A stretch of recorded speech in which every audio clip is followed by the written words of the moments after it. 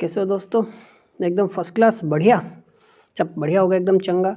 तो बकवास हम करते नहीं, हम सभी जानते हैं। तो आज का टॉपिक हमारे पास है लैंडी इंटरवल रूल। इसको स्टार्ट करते हैं। हम अभी तक 20 lecture atomic and molecular physics में कर चुके हैं। ये 21वां लेक्चर होगा हमारा। और हम कोशिश करेंगे कि हमारा जो एटॉमिक एंड मॉलिक्यूलर फिजिक्स है वो मोस्ट प्रोबेबली 45 लेक्चर्स के आसपास में कंप्लीट हो जाए। ठीक है। और मेरा वीडियोज़ 1 घंटे का रहता भी नहीं है, ज़्यादा से ज़्यादा आध घंटे के वीडियो रहता है या उससे भी कम वीडियो रहता है। तो आप एटॉमिक एंड मॉलिक्यूलर फिजिक्स से मान के चलो 30 से 40 लेक्चर्स में हो जाएगा, या मैं कहूँ तो 30 से 40 घंटे में लगभग, है ना, ज़्यादा से ज़्यादा मान के चले तो कवर हो जाएगा। तो आप यदि एक साथ बैठ के भी देखने लगे तो 1 हफ्ते में एटॉमिक एंड मॉलिक्यूलर फिजिक्स को कवर कर सकते हैं यदि चाहे तो आप। नहीं तो और भी आपको दुनिया भर की चीज़ें यूट्यूब पे मिल जाएंगी। ठीक है ना। तो आप पे डिपेंड करता है। तो स्टार्ट करते हैं। तो देखो चैप्टर हमारे पास है लैंडी इंटरवल रूल, टॉपिक है। तो देखो लैंडी इंटरवल रूल क्या कहता है। एंड लैंडी ने देखो ये कहा था कि देखो जो फाइन स्ट्रक्चर स्प्लिटिंग हमारे पास होती है ना, जो फाइन स्ट्रक्चर स्प्लिटिंग हमारे पास होती है, तो उसने देखो फाइन स्ट्रक्चर स्प्लिटिंग में 2 एनर्जी लेवल्स है मेरे पास। तो इनका जो जे होगा ना वो अलग अलग होगा। ठीक है। मान लो लोअर जे है, ये अपर जे है। तो उस लैंडी ने ये कहा कि जो एनर्जी डिफरेंस होगा ना ये डायरेक्टली प्रोपोर्शनल होगा लार्जर वैल्यू ऑफ जे के। अब सपोज मेरे पास ये जे का वैल्यू 3 है, ये मेरे पास 4 है, तो जो एनर्जी का डिफरेंस होगा वो डायरेक्टली प्रोपोर्शनल होगा लार्जर वैल्यू जैसे मैंने 4 ले ली यहाँ पे। तो ये चीज़ है। तो जो एनर्जी डिफरेंस होगा एडजेसेंट जे लेवल के बीच में किसके प्रोपोर्शनल होगा, लार्जर होगा जे वैल्यू के। तो इस चीज़ को हम अपना आप क्या करेंगे, प्रूव भी करेंगे। तो अंडर एल एस कपलिंग ये ऑलरेडी हम पढ़ चुके हैं जब हमने एल एस कपलिंग का हमने डेराइव भी किया था, एल एस इंट्रैक्शन जब हमने पढ़ा था। ठीक है। ए हमारे पास कोई इंट्रैक्शन कांस्टेंट होता है। एल जो होता है ऑर्बिटल मोशन के कारण होता है। एस क्या है, स्पिन ऑफ द इलेक्ट्रॉन है। ये डॉट प्रोडक्ट है हमारे पास। तो ये एनर्जी होती है हमारे पास किसी भी लेवल की जो स्पिन ऑर्बिट कपलिंग के कारण होता है। तो जैसे मैंने बताया ए क्या है कि इंट्रैक्शन कांस्टेंट है। तो ए का वैल्यू मेरे पास ग्रेटर देन 0 भी हो सकता है, ए का वैल्यू मेरे पास लेस देन 0 भी हो सकता है। जैसे मैंने बताया ना इंट्रैक्शन कांस्टेंट है। तो इंट्रैक्शन एक अट्रैक्टिव होता है, एक इंट्रैक्शन मेरे पास क्या होता है, रिपल्सिव होता है। तो depending upon which type of interaction is there, a can have negative और पॉजिटिव वैल्यू। ठीक है। तो और टोटल एंगुलर मोमेंटम हमारे पास देखो क्या होता है, J is equal to L plus होता है। तो हम क्या करेंगे, देखो मैग्नीट्यूड यदि निकाले जे का तो क्या होता है, ये फॉर्मूला आपने कोसाइन रूल पढ़ा भी होगा 11th-12th में ना। ठीक है, एनसीईआरटी में। तो क्या होता है, ये दो को ये क्या, दो वेक्टर प्रोडक्ट, ये तो वेक्टर ही तो है हमारे पास, ये क्या है, एडिशन है 2 वेक्टर्स का। और जे क्या उसका रिजल्टेंट है। तो मैग्नीट्यूड क्या होगा, J square is equal to L square plus S square plus के टू एल डॉट एस। तो एल डॉट एस मेरे पास सिंपली ये आ जाएगा। ठीक है। जे क्या है मेरे पास, एंगुलर मोमेंटम है। तो एंगुलर मोमेंटम हम सभी जानते हैं, एंगुलर मोमेंटम का हमारे पास मैग्नीट्यूड कितना होता है, जे प्लस 1, और ये क्या होता है अंडर रूट, और ये हमारे पास क्या हो जाएगा एच कट। तो लेकिन यहाँ पे तो स्क्वायर है जिस वजह से अंडर रूट हट जाएगा और ये मेरे पास एच स्क्वायर आ जाएगा। तो एच स्क्वायर तो सिंपली देखो यहाँ पे कॉमन आ गया। इस तरीके से ऑर्बिटल एंगुलर मोमेंटम का भी हमने लिख लिया यहाँ पे। ठीक है। और ये हमारे पास है स्पिन एंगुलर मोमेंटम का। तो टोटल एंगुलर मोमेंटम और स्पिन एंगुलर मोमेंटम को हम ऑलरेडी लिख चुके हैं। अब कुछ नहीं करना, उठा के एल डॉट एस का जो डॉट प्रोडक्ट है इसको उठा के यहाँ पे रख दो। तो सिंपली जब हम यहाँ पे रखेंगे देखो, तो ए तो पहले ही था, तो 1/2 और एच कट स्क्वायर भी तो था, ये कॉन्स्टेंट से हमने बाहर रखे हैं। तो ये चीज़ हमारे पास ऑलरेडी आ गई। ठीक है ना, वैल्यू रखा हमने और कुछ नहीं किया। इसको हम क्या मान लेते हैं, कॉन्स्टेंट मान लेते हैं। ठीक है, समझ में आया। तो ए भी एक तरीके से कॉन्स्टेंट ही है, ये चीज़ें तो इंट्रैक्शन कॉन्स्टेंट ही है। कैपिटल ए ले लिया हमने इस बार। ये भी पॉजिटिव नेगेटिव हो सकता है depending upon a whether is positive और नेगेटिव। ठीक है, समझ में आए बात। तो अब ध्यान से देखना, एक बात इंपॉर्टेंट बात देखो ध्यान देने वाली क्या है, जो वेरियस फाइन स्ट्रक्चर लेवल्स हो गए ना हमारे पास एल एस के, for a given coupling, for a given L S multiplet, तो एल और एस तो सेम रहेंगे फॉर अ गिवन एल और एस लेवल। एल एस क्या रहेंगे, सेम रहेंगे फॉर अ गिवन एल और एस, और जे क्या होगा हमारे पास डिफरेंट होगा। ठीक है। तो इसी वजह से ना जो एनर्जी डिफरेंस होगा हमारे पास between 2 fine structure levels corresponding to J and J plus 1। अब ध्यान से देखना, मैं क्या ले रहा हूँ, एनर्जी डिफरेंस ले रहा हूँ। क्या ले रहा हूँ, एनर्जी डिफरेंस ले रहा हूँ। दो फाइन स्ट्रक्चर लेवल्स के बीच में जिनके लिए एल और एस क्या है सेम, और वो जे डिफरेंट होगा तो एक को तो जे, एक लेवल का जे है और एक का क्या मान लिया J+1 मान लिया मैंने, ठीक है। तो उस कंडीशन में देखो आप सिंपली यहाँ पे देख सकते हो, जैसे एक एनर्जी लेवल मेरे पास जे होगा, अपर वाला क्या होगा J+1 हो गया, तो इन दोनों के बीच का क्या निकालना है मेरे को, एनर्जी डिफरेंस निकालना है, ठीक है।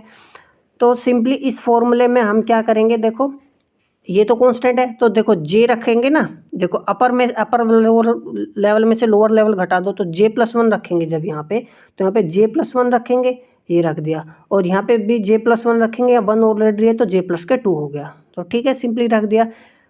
अब देखो ये चीज़ कट जाएगी, मैंने डायरेक्ट लिख दिया, ये चीज़ तो कट जाएगी ना, जब हम माइनस क्या करेंगे EJ करेंगे, क्योंकि जे रखना है तो सिंपली टर्म हमारे पास आ जाएगी यहाँ पे, ठीक है। एक स्टेप मैंने स्किप किया है, आप समझ सकते हो इस बात को।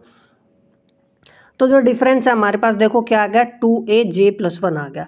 अब गौर से देखना, देखो ये क्या है, कांस्टेंट ही तो है, और J+1 क्या है, जो लेवल लिए थे हमने, दे ये बड़े वाला ही तो जे है, लार्जेस्ट जे, तो वही तो लैंडी ने कहा था, जो एनर्जी का डिफरेंस होगा ना वो क्या होगा, डायरेक्टली प्रोपोर्शनल होगा ग्रेटर वैल्यू ऑफ जे के। तो ग्रेटर वैल्यू ऑफ जे यहाँ पे क्या थी, J+1 थी, तो इस वजह से ना जो ये एनर्जी डिफरेंस आया है ना, ये एनर्जी डिफरेंस डायरेक्टली प्रोपोर्शनल आ गया ग्रेटर वैल्यू ऑफ जे के।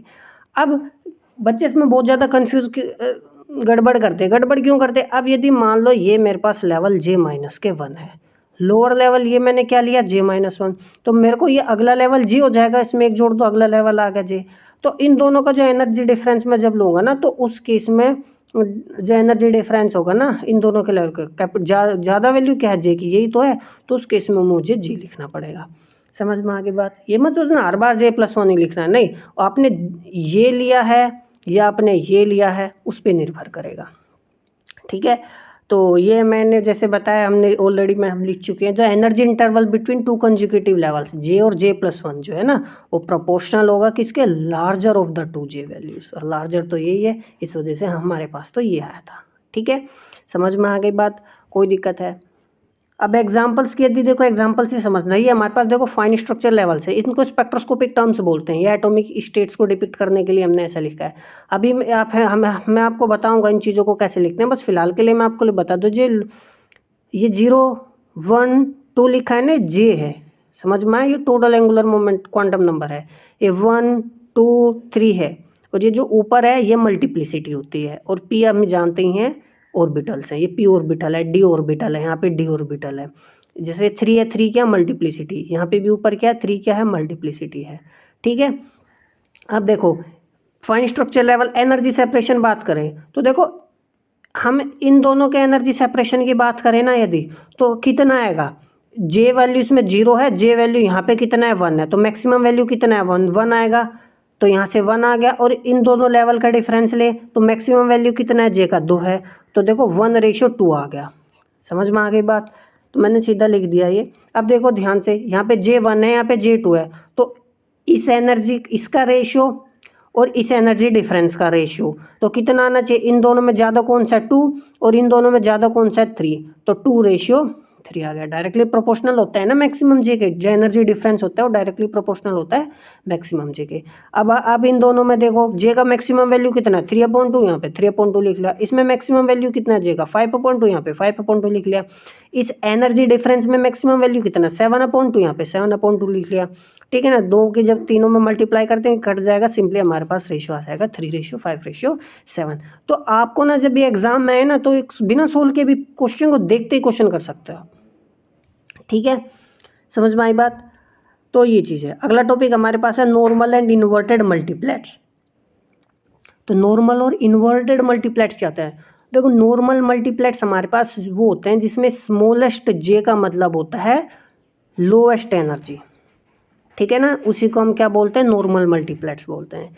यदि लार्जेस्ट जे है और लोएस्ट एनर्जी हो जाए, अब ये तो उल्टा हो गया, क्योंकि स्मॉलेस्ट जे के लिए स्मॉलेस्ट एनर्जी होना चाहिए, लार्जेस्ट जे के लिए लार्जेस्ट एनर्जी होना चाहिए, लेकिन ऐसा नहीं हुआ, लोवेस्ट एनर्जी हमारे पास आ गई, तो उस केस में हम क्या बोलते हैं, इन्वर्टेड मल्टीप्लेट बोलते हैं। ये एक्चुअली में मल्टीप्लेट्स ही तो है, ये मल्टीप्लिसिटी, ये जो हमने लिखे हैं ना, जैसे इसका मल्टीप्लिसिटी कितना है 3 है, 3 है, 3 है, इसका मल्टीप्लिसिटी कितना है 4 है, 4 है, मल्टीप्लेट्स ही लिखे हुए एक तरीके से ही, ठीक है।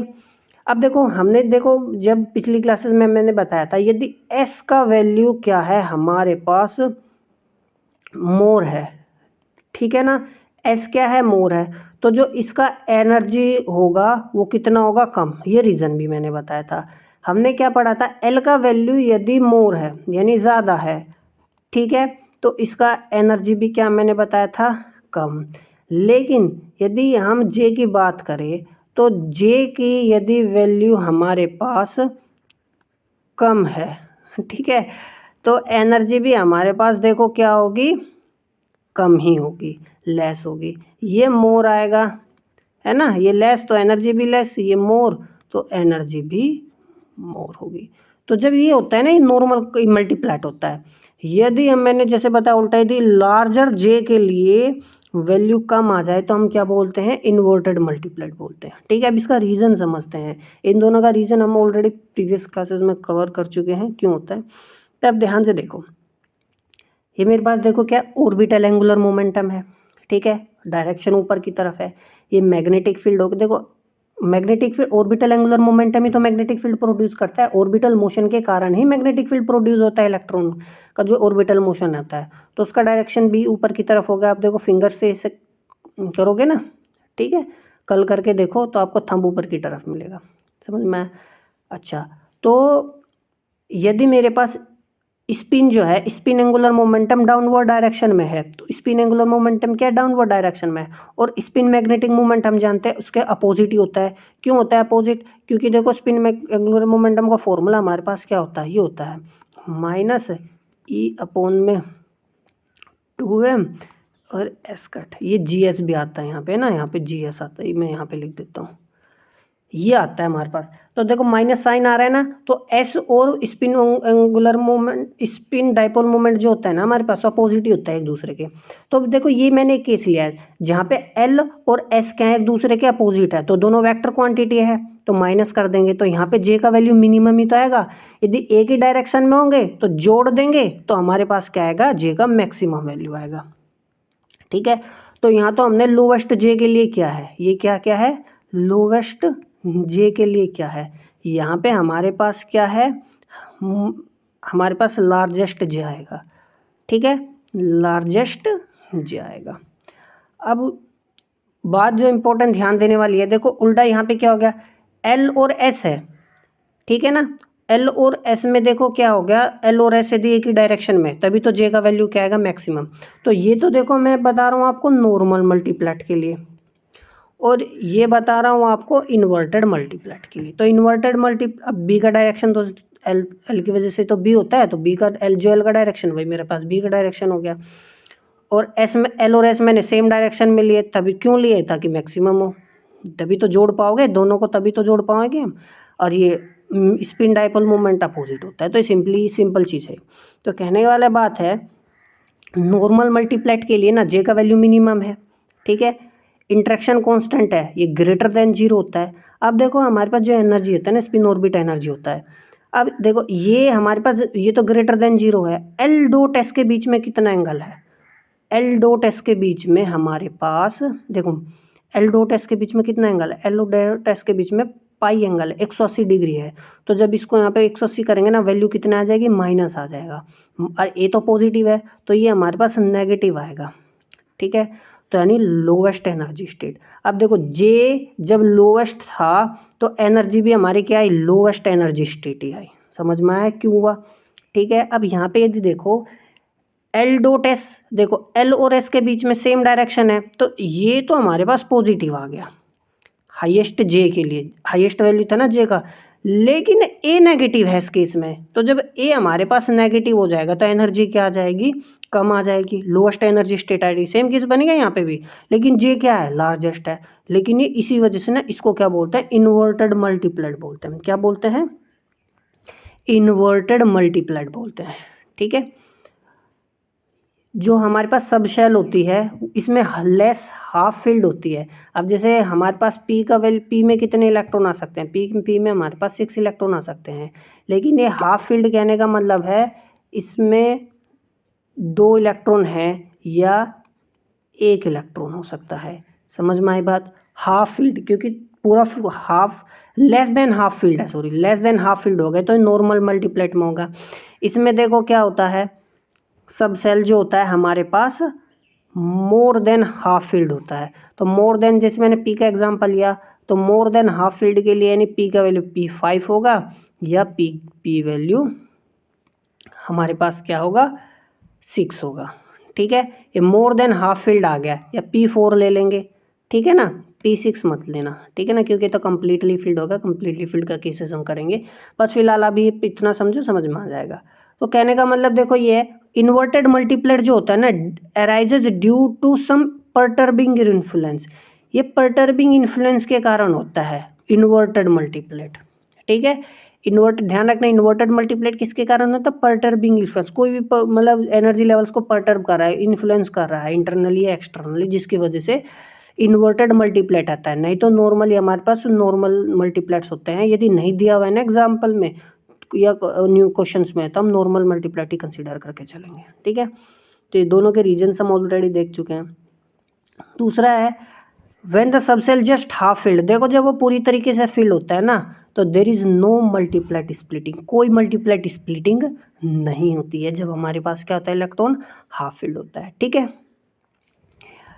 ये नोट करने वाली बात है। नेक्स्ट हमारे पास देखो एक एग्जांपल है, the separation between adjacent energy levels. Separation कह रहा है एनर्जी लेवल्स के बीच में, तो एनर्जी लेवल्स के बना लेते हैं, समझ में आ जाएगा। एनर्जी लेवल्स ये ले लिए मैंने, इंक्रीजिंग एनर्जी बढ़ते हुए एनर्जी उसमें है, in multiplet are in the ratio 3:4। तो सेपरेशन कह रहा है किस रेशियो में दे रखा है एनर्जी लेवल्स का, 3:4। तो कहने का मतलब ये है, यदि मेरे पास ये जो है ना, ये सेपरेशन मेरे पास यदि 3x मान लूँ ना मैं इसको, और इस सेपरेशन को क्या मान लूँ मैं, 5x मान लूँ, तो रेशियो कितना आ जाएगा एनर्जी सेपरेशन जो हमें दे रखा है, 3:5 दे रखा है। समझ में आया।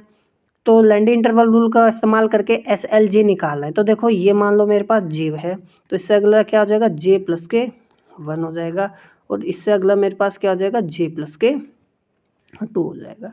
तो हमें सोल्व करते हैं। देखो इन दोनों का जो एनर्जी डिफरेंस है और इन दोनों का जो एनर्जी डिफरेंस है 3:5 दे रखा है, तो 3:5 दे रखा है हमें, समझ में। अब ध्यान से देखना, 3:5 दे रखा है, हमने क्या पढ़ा था, जो एनर्जी का डिफरेंस होता है वो तो डायरेक्टली प्रोपोर्शनल होता है मैक्सिमम वैल्यू ऑफ J के। तो इस केस में मैक्सिमम वैल्यू ऑफ J क्या, J+1 है, तो रेशियो हम इस हिसाब से लिखेंगे ना, लैंडी इंटरवल के हिसाब से। और इस केस में इन दोनों का रेशियो 5x दे रखा था ना, x कट जाएगा हमारे पास, मैंने सीधा लिख दिया J+K 2। जो 2a वगैरह कॉन्स्टेंट होता है वो भी कट जाएगा हमारे पास, ठीक है। तो लैंडी इंटरवल के हिसाब से हमने ये चीज़ें लिख ली। यदि हम क्रॉस मल्टीप्लाई करें दोनों साइड, तो हमारे पास कितना आ जाएगा, 3J आएगा, 6 आएगा, 5J आ गया, और ये हमारे पास कितना आ गया, 5 आ गया, ठीक है। तो 5J इधर 3J है, कितना आ गया, ये 2J हो गया हमारे पास, और ये इधर आ गया, ये कितना आ गया, 1 हो गया। तो सिंपली हमारे पास J का वैल्यू कितना आ गया, J आ गया 1/2। तो J का वैल्यू 1/2 आया है, ठीक है। तो एनर्जी लेवल्स जो हमारे पास है ना, अब ध्यान से देखना, जो J हमारे पास 1/2 आ तो गया। अब ये तो 1/2 है, तो एनर्जी लेवल्स हमारे पास क्या है, जो लेवल्स है ना हमारे पास, ठीक है ना, वो क्या, एक तो 1/2 आएगा J का वैल्यू, ठीक है, J लिख रहा हूँ मैं, J लेवल से लिख रहा हूँ, 1/2 है, इसमें 1 जोड़ लेंगे 3/2 हो गया, और ये इसमें एक 1 जोड़ लेंगे 5/2 हो गया, यानी इस लेवल ये 5/2 दे रखा है, ये 3/2 है, ये 1/2 है, ये चीज़ें आ गई। तो L और S और निकालना है हमें। J तो हमने निकाल लिया। देखो मैक्सिमम वैल्यू कितना है, 5/2, तो मैक्सिमम वैल्यू क्या होता है J का, L+S होता है ना मैक्सिमम वैल्यू, तो ये 5/2 लिख लिया हमने। ये J का मैक्सिमम वैल्यू 5/2 हो गया। ये मिनिमम वैल्यू होता है, और मिनिमम वैल्यू हम क्या लिखते हैं, L-S घटा के तो लिखते हैं, और ये हमारे पास कितना आ गया, 1/2 आ गया। अब हमें यहाँ पे ये नहीं पता L ज़्यादा है कि S ज़्यादा है, हमें तो पॉजिटिव वैल्यू लेनी है, बस इतना ध्यान रखना, ठीक है। तो ये चीज़ें नहीं पता कि L ज़्यादा है कि S ज़्यादा है, तो क्या कर लो, लेट कर लो, ठीक है। तो लेट कर लेते हैं हम कि हमारे पास L का वैल्यू ज़्यादा है एस से, ठीक है। तो एक केस तो हम ये ले लेते हैं, एक यहाँ पे हम ऐसे ले लेते हैं, let L is less than S. तो दोनों केस ले लेते हैं। तो इस केस में यदि हम करें तो पहले एल प्लस एस, तो सिंपली हमारे पास कितना आ गया, 5/2 आ गया। ये हमारे पास आ गया 5/2। और जब हमने यहाँ एल ज़्यादा लिया है तो सिंपली इसको क्या लिखूँगा, L minus S is equal to 1/2, ठीक है। अब देखो इसको सोल्व कर लेते हैं यहाँ पे, तो एस से एस कट जाएगा, 2l कितना आ गया हमारे पास, कट गया नहीं। तो एल का वैल्यू कितना आ गया, 3, जोड़ देंगे ना, 5/2 प्लस 1/2, 5 1 6/2 3 आ गया ना। तो एल का वैल्यू कितना आ गया, 3/2 आ गया, ठीक है। अब देखो इससे आगे अब एस निकालने, अब एल तो हमने निकाल लिया, एस निकालने की जरूरत ही नहीं है, क्यों, एल ये हो ही नहीं सकता। एल क्या होता है, 0 होता है, 1 होता है, 2 होता है, हमारे पास 3 होता है, ये तो होता है एस पी डी एफ, ये तो होता है एल हाफ इंटीजर में कभी नहीं आएगा। तो इसका मतलब ये हम ले ही नहीं सकते। अब हमारे पास इसका मतलब यही चीज़ सही है। तो एल प्लस एस हमारे पास कितना है, 5/2 है। तो यानी अब देखो जब हमने s बढ़ा लिया है ना, तो इस बार मुझे s माइनस के l हमें 1/2 लिखना पड़ेगा, क्योंकि s हमने मैक्सिमम लिया है, ठीक है। अब देखो सीधी सी बात है, दोनों को हमें क्या कर देंगे, जोड़ देंगे। तो l माइनस l कट जाएगा, तो हमारे पास यहाँ से 2s आएगा। तो 2s हमारे पास कितना आ जाएगा, 6 आ जाएगा। s का वैल्यू हमारे पास सिंपली कितना आ गया, 3 आ गया, ठीक है। तो 3/2 आएगा ना। तो s का वैल्यू कितना आ गया हमारे पास, 3/2। और ये तो हाफ इंटीग्रल तो स्पिन होता ही है, 1/2, 5/2, 3/2, और ये 0 1 2, तो ये चीज़ें हमारे पास स्पिन हो सकती है, ठीक है ना। स्पिन जो होती है ना, हाफ इंटीजर में भी हो सकती है और इंटीजर में भी हो सकती है। तो s तो हमारे पास आ गया, l निकाल लेते हैं, ठीक है। तो देखो l पहली इक्वेशन निकाल ले, पहली इक्वेशन में रख लेते हैं हम, ठीक है ना। इस वाली इक्वेशन में रख के l निकाल लेते हैं। तो l हमारे पास कितना आ जाएगा, l आ जाएगा हमारे पास, देखो ये उधर चला जाएगा, 5 माइनस 3/2 करेंगे, कितना आ गया, हमारे पास 2 आ जाएगा, ये 2/2 आ जाएगा। तो सिंपली l का वैल्यू कितना आ जाएगा मेरे पास, 1 आ जाएगा, ठीक है। तो l का वैल्यू देखो हम ऑलरेडी निकाल लिया, l का वैल्यू 1 आया है, s का वैल्यू हमारे पास कितना आया है, 3/2 आया है, ठीक है ना। अब देखो सेम एल और एस के लिए ना डिफरेंट वैल्यूज़ हैं ना, जे के, ये जे की डिफरेंट वैल्यूज़ हैं, है ना। तो लैंडी इंटरवल रूल में भी यही तो कहा था कि for a same L and S, है ना, जो डिफरेंट जे वैल्यूज़ होगी, तो जो एनर्जी गैप होगा ना, वो डायरेक्टली प्रोपोर्शनल होगा मैक्सिमम जे वैल्यूज़ के, ठीक है। तो ये हमारा क्वेश्चन था। तो यहीं पे ख़त्म करते हैं, अगले टॉपिक्स में हम स्पेक्ट्रोस्कोपिक टर्म्स निकालना सीखेंगे। तब तक के लिए धन्यवाद।